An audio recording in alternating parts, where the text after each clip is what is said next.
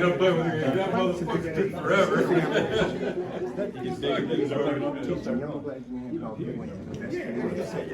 Of course. Harry Hall. Tonight, man. This is one of my partners right here coming up, man. This guy been doing this shit many, many years. One of the coldest in the game to do it. He got his own nationally syndicated radio talk show. This is one of the original kings of comedy. This is my partner, y'all show some love. DMV for Mr. D.L. Hugley.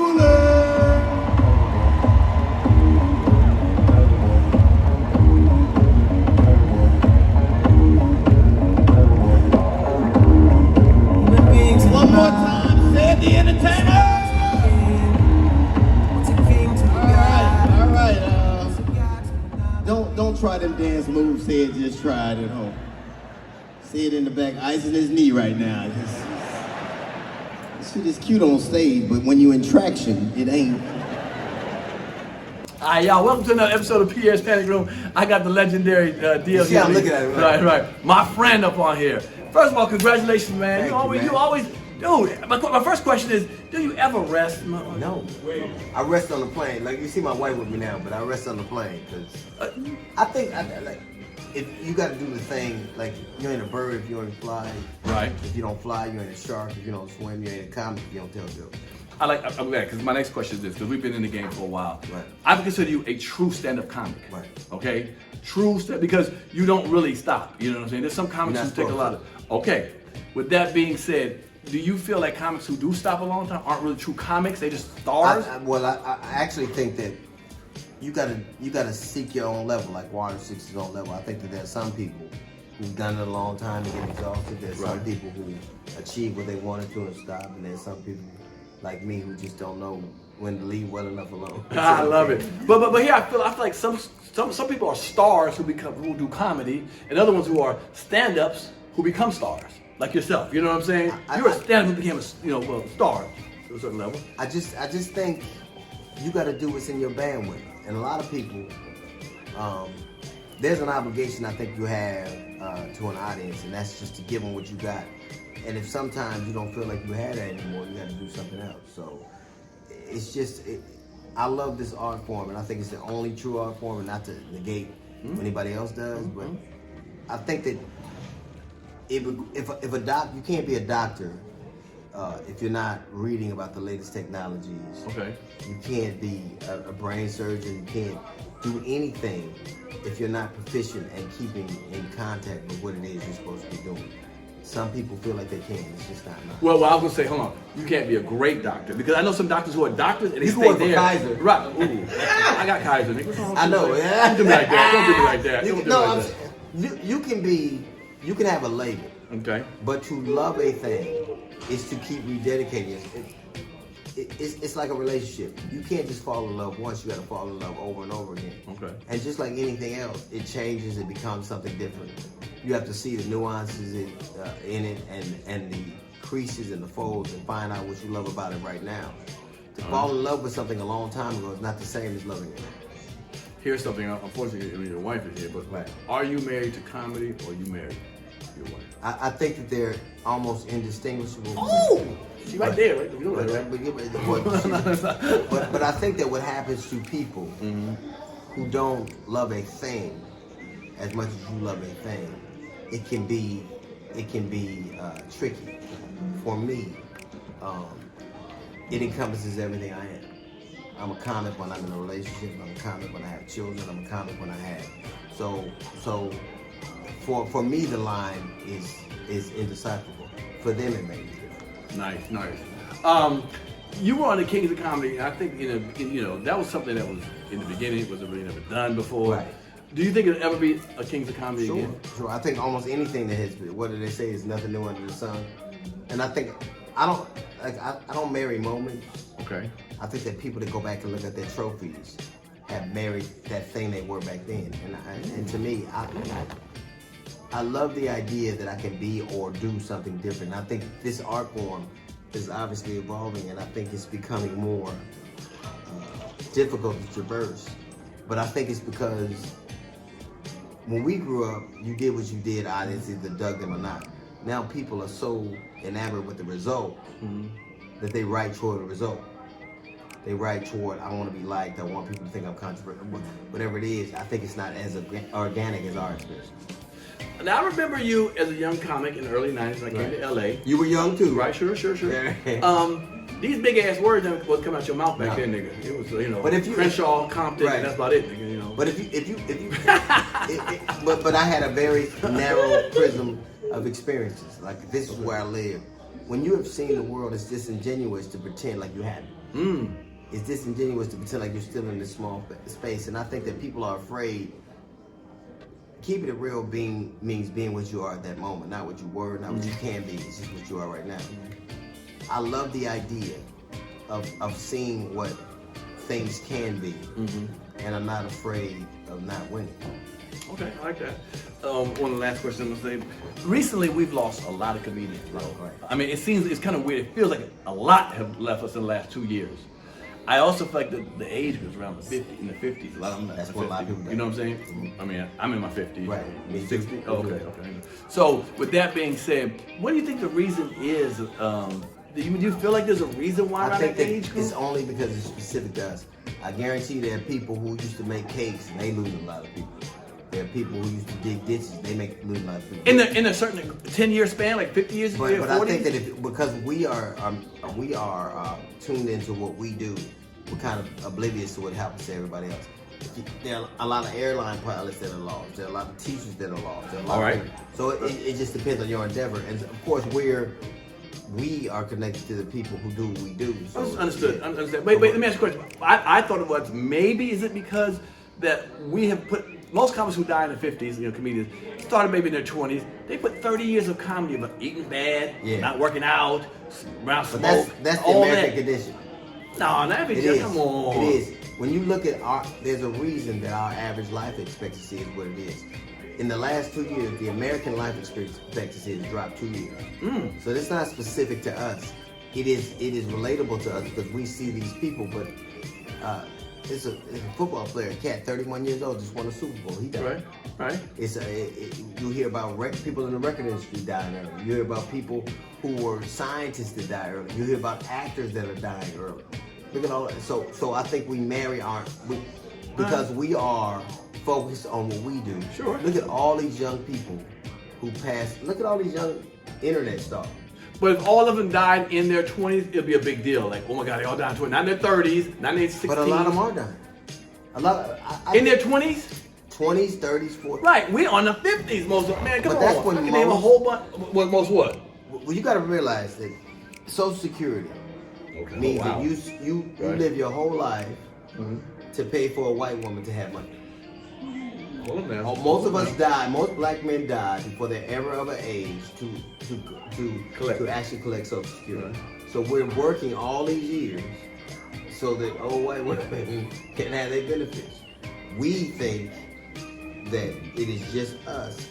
The problem in our society is that we don't pay attention to a lot of things, and then when it starts to happen to us, even if you look at the private prison system, they bid on prisoners that are from 20 to 50. That means they get 30 years of money. Right, sure. And then at 50 years old, they start having all these health problems. Sure. That's true. I'm gonna leave it this. So, are you a reader? Because you seem to have a lot of knowledge. You're one of the few comics that stay in the pocket of what's happening now politically. Somebody's talking about old stuff, which is fine. But you are really kind of a political. Would you call it political? I would say you know, it's so funny. Societal. A couple of weeks ago, I was talking to my wife, and I started reading books again because I usually would just read online. But there's something about reading what somebody else has written that makes you marry the moment that they're in right now. I used to read probably 10, 15 books a week, a month. And then I stopped because I was online again. And then I started reading, because you read articles, but there's something about marrying a moment and seeing. To want to be interesting to people, you got to be interested in it. And it's one of the things I've always liked about you. I think it's interesting to watch what you become, and you're not afraid to be exactly what you are right now. But when you rest on what you've done, it inhibits a limitless possibility. And I just think reading what somebody else has wrote, committing to something and saying I'm going to finish this and do this thing takes a level of discipline that I think sometimes we forget. I like I used to read a biography a month. Sure. I've probably read 50 biographies. Right. You know, I slowed down recently, but I read it. One is because I wanted to know the moments they were going through. Like when we were watching them on TV, we thought it was good, but behind the scenes or whatever the situation was. So then when I have rough moments, I'm like, you know what? We all have rough moments. Even you probably have rough moments behind closed doors. I read things I don't like. What does that mean? I read things that I'm not comfortable with that shouldn't be interesting me. I read things. It's like if you want to have a well-rounded diet, you got to eat things you don't like. Okay, right. You got to do things you don't want to do. Okay. Only children and dogs do shit for treats. Damn. Only children and dogs do shit for treats. I know niggas who do it for tricks. That's right. But only when you're a child, if you do this, I'll give you something. Right. When you're a dog, if you perform this, when you're a human being, when you're an adult, you start to do things because discipline requires it. Going to work to get a check. So it's all results oriented. But just imagine reading something that you don't have any connection to. It can't. You have to want to discipline yourself, to want to know about things that don't even apply to you. If you just do the things or want to do the things that you can get a benefit from, it narrows your perspective. You gotta want to know things just because they're interesting. Come on. It's been interesting, man. White people got mad. The Little Mermaid was black. You can't throw that many slaves overboard and expect nobody down there to be black. You see what I'm saying? Look hard enough, I bet it's a Popeye's chicken. I go in the rabbit hole sometimes online because I read something and I pick a little thing out of it. Let me explore that. And I go to that and I explore that. Before I know I'm an hour and a half about the Holocaust or about fucking salt or how the freeway is made and stuff. You know, how Germany started with Autobahn. Like, what the fuck, you know? What happens to people is they only care about them. If you only care about your things, how can people care about you? Right. That's good. That's good. When you when I watch people having these discussions, now we're actually arguing about whether the Holocaust was real, and we know it was. Right. It doesn't matter. I'm not saying that there aren't equally as terrible people that were in America. Sure. And if you look at the Holocaust, they learned a lot of what they did from us, from this country. But to only want to know about the things that your people benefit from, that your experience edifies, you're not being a well-rounded human being. Right. And my thing is, I want to be a human. The most quintessential thing that I think we can ever be is human. We all have children, we all love, we all lost, we all learn, we all refuse to learn, we refuse to change. And if we stop at our door, then it closes off so many aspects of our society or humanity that make us disingenuous, and I can't stand what's happening. We have killed intelligence. Yeah. Well, this is what I'm going to tell you. I'm going to leave it. You already He's have. not gonna leave. No. We're gonna be doing this for a while. No. Wait. I gotta go. Okay, I want to get you for a whole show. So with this saying, I'm gonna say the same shit. Then we might as well. No. I got other shit to talk about. So what I will say is, you raise the bar of what your audience comes. They know who they come to see. The intelligence of you. Okay. I fight that sometimes because I have people who don't know me well come and I start doing intellectual shit and the crowd's like, this thing ain't funny. Like, it is funny if you knew what I'm talking about. It's presumptuous to tell them what they think the results should be. What do you mean? It's presumptuous to know that to believe you know what they think is funny. All you can ever do is do what you do and be willing to accept the fruits or the barbs from it. Ooh. You can't say, this is so dope, they should receive it the way I intended it. How many times, and I've heard you say this before, it's your tone. Like how many times have women said, it's the way you said it. You didn't intend for it to be perceived that way, but it was. So you can only control your trajectory. You can't control how people receive it, what it means. And our fault is our idea. It's arrogant to believe that the way I say things is the way they should understand it.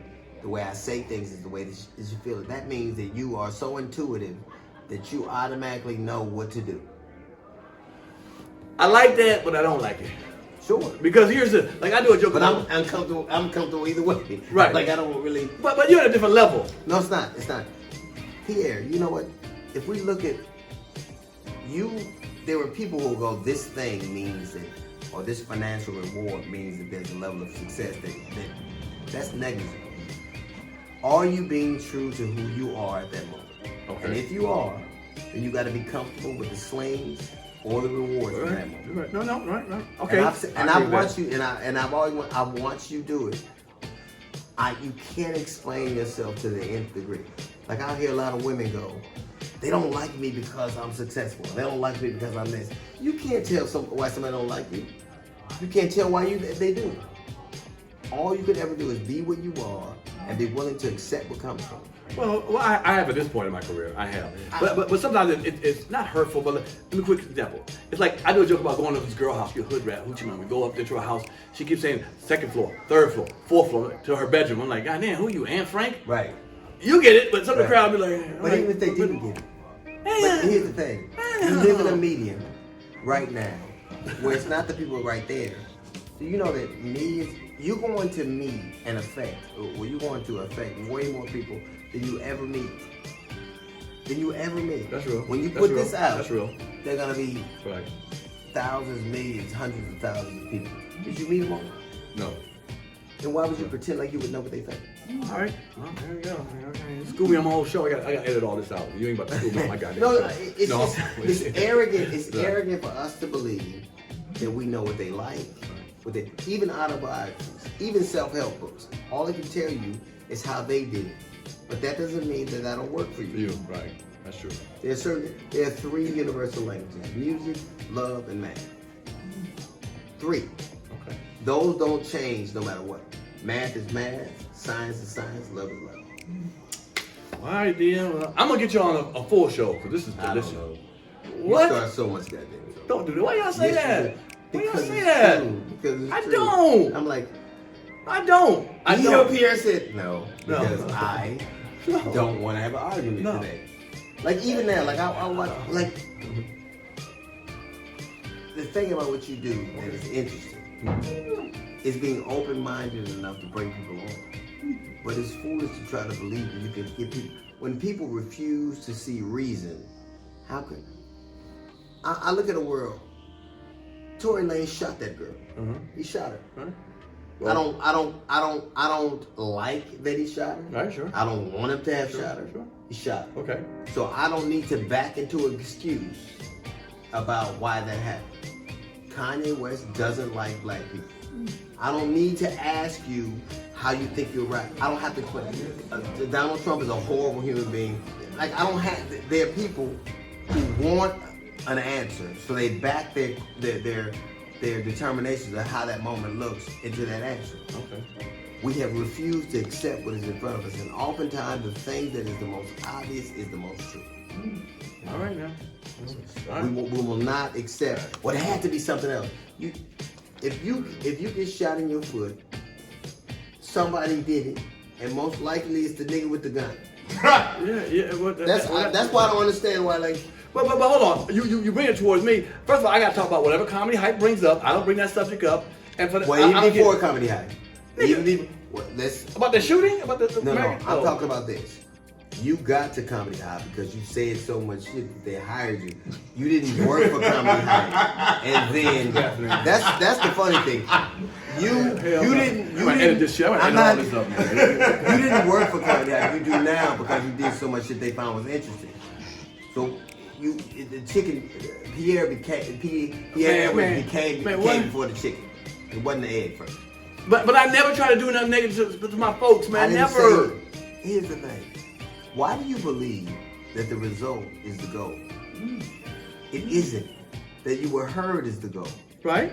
You were heard so much they hired you to do a thing that projects their vision. You can only be you. Fuck what people think of you. Okay. You can't control it. Right?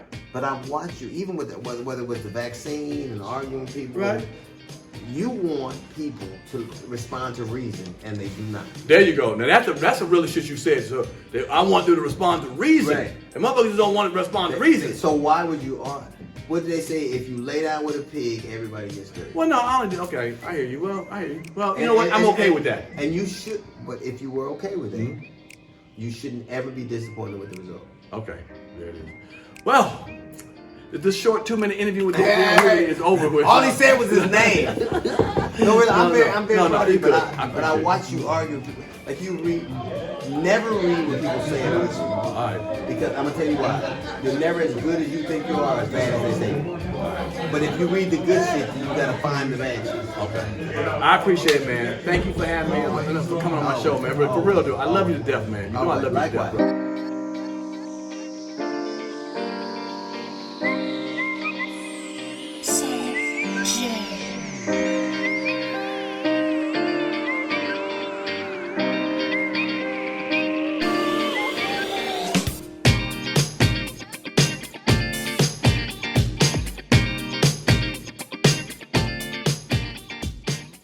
The panic room.